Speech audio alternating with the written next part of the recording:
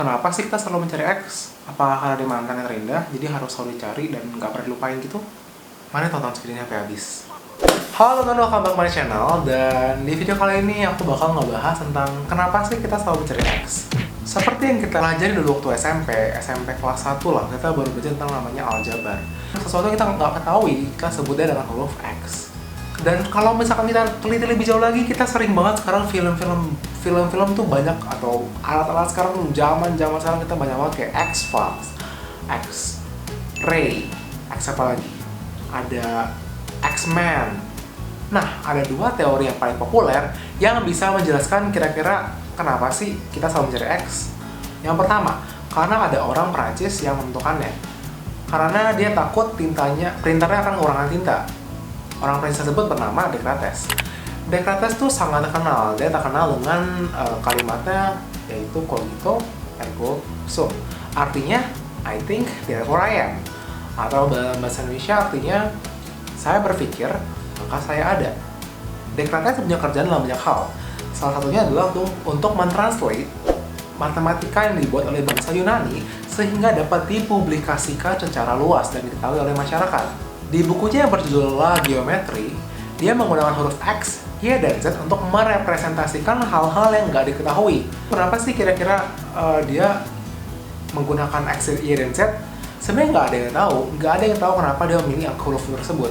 Tapi ada teori yang bilang, ada orang-orang yang bilang kalau printernya itu kelebihan huruf X, Y, dan Z. Kenapa bisa begitu? Karena dulu itu printer zaman dulu nggak seperti zaman sekarang.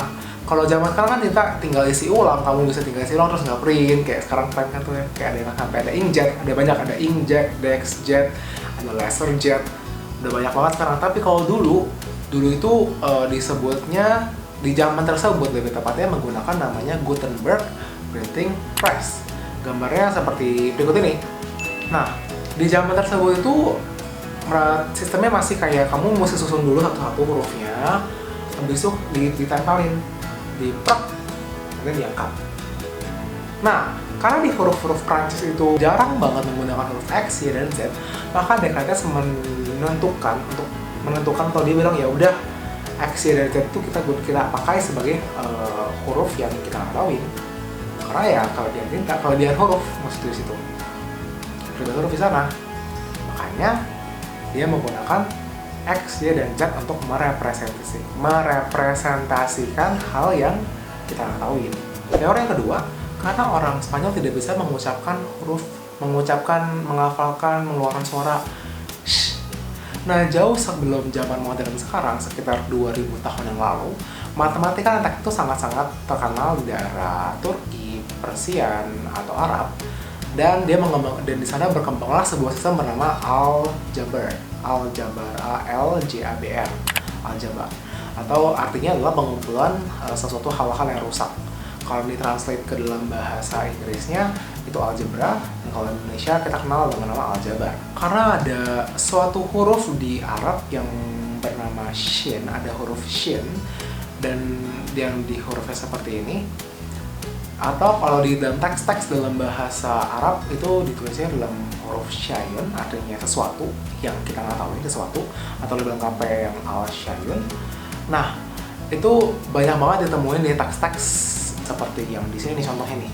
Dan dia menggunakan huruf syayun ini atau syayun ya, enggak harusnya. Aku nggak tahu gimana cara ngomongnya benar ya. Coba tanya dulu. Coba nih harusnya gini suaranya.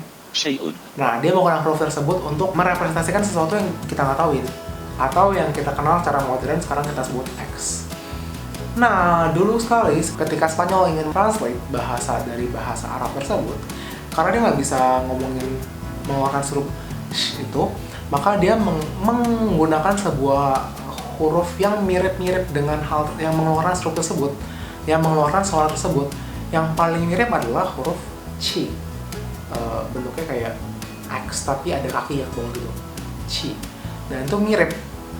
Karena dia merasa itu mirip dan dia nggak menggunakan hal tersebut supaya sama seperti pakai C, maka dia menggunakan hurufnya X. Nah, kalau misalkan kita lihat sebenarnya dari filsuf pun ada teori pertama, teori kedua, tapi para filsafat masih merasa Yang pertama tuh masih masuk akal, lebih masuk akal. Kenapa lebih masuk akal? Karena dia punya buktinya, yaitu ada buku yang bernama La Geometry. Sedangkan yang teori kedua ini nggak ada buktinya loh, bukunya mana? Nggak ada buku yang menjelaskan kalau misalkan dia itu menggunakan huruf kayak cheers, X, dan segala macam gitu. Kayak sedangkan kalau di buku yang pertama tuh ada relasi La Geometry tadi. Nah, kalau menurut kamu gimana? Menurut kamu lebih kayak mana yang masuk akal? Yang pertama atau yang kedua? Coba tulis di kolom komentar. Kira-kira kalau menurut kamu yang mana yang lebih masuk akal? Oke, that's it for today.